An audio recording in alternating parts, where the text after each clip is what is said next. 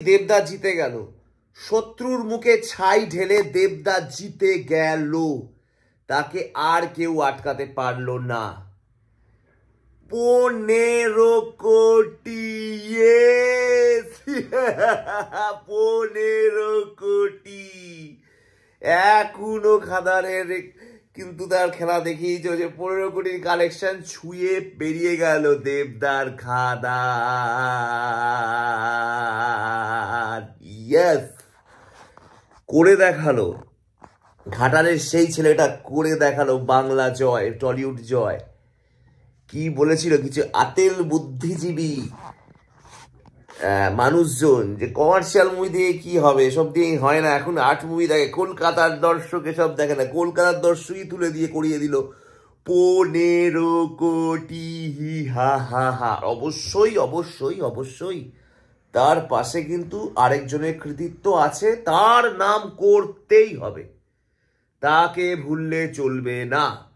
সে হচ্ছে যিশুদা, যিশু সেনগুপ্ত। ইয়েস, যিশুদার কৃতিত্ব অবশ্যই আছে, কারণ ওই ভদ্রলোকটা কে হিন্দি বেল্টে খুব বেশি লোক চাই, যেহেতু তাকে হিন্দিতে রিলিজ করেছে। হিন্দির প্রচুর মানুষ যিশুদার মুখ দেখে হলে বলছে এই সাউথ ইন্ডিয়ার এই লোকটা না, কিন্তু এই সিনেমা তাহলে মনে হয় ভালো, অনেক লোক গেছে। আর হিন্দির মানুষজন কিন্তু সিনেমা দেখতে খুব পছন্দ করে।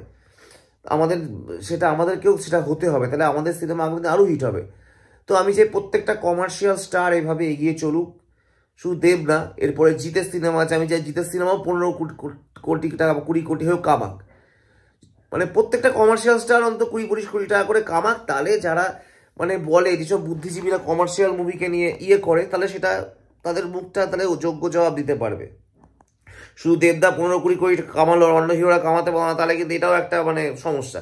দেবদা কটা সিনেমা করবে? একটা মানুষ তো 10টা সিনেমা করতে পারে না।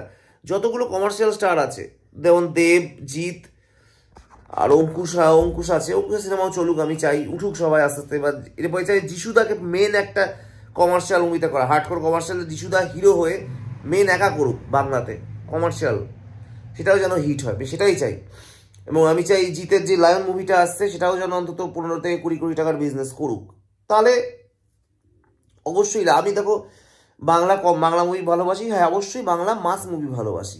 আমি আর্ট মুভি মানে আমি দেখি না, দেখি যখন আমার সময় গানের মন খারাপ থাকে তখন দেখি সবই ভালো গল্প। সন্তান তো দেখেছি, সন্তান অবশ্য আর্ট মুভি বলা যায় না।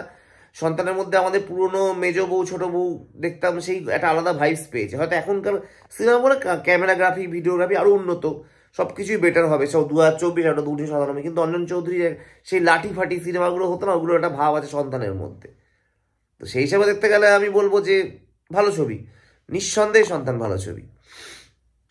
তো ওইসব সিনেমাও চলুক, কিন্তু মেন যেন বাংলার মুখ হয়, যেন মাস মুভিটা যেন বাংলার ইন্ডাস্ট্রির মুখ হয়, যেন মাস মুভি দিয়ে লোককে টলিউডকে চেনে, কেউ যেন টলিউডকে ওইসব দিয়ে না চেনে। ওদের কাছে যদি আল্লু অর্জুন প্রভাস থাকে, আমাদের কাছে আমরা গর্ব করে বলতে পারি আমাদের দেবজিৎ থাকে। অবশ্যই এটাই হচ্ছে মেন কথা। তাহলেই আমাদের ইন্ডাস্ট্রি আরও বড় হবে, নতুন নতুন হিরোরা আসবে, চান্স পাবে। আর আমার একটাই মানে ছোট্ট কথা আমি বলতে চাই যে নতুন প্রডিউসাররা সুযোগ পায়। কালকে ধরো আমি একটা যদি প্রডিউসার নিয়ে আসি, কথা বলো আনলাম, তাহলে আমি একটা মুভি করব, আমি কি সেই হল যাতে পাই, সেই হলটা যাতে আমার পাওয়ার ব্যবস্থা করে দেওয়া হয়, সেটাই হচ্ছে কথা। যাই হোক, ভালো থেকো সবাই, আজকের জন্য এইটুকুনি।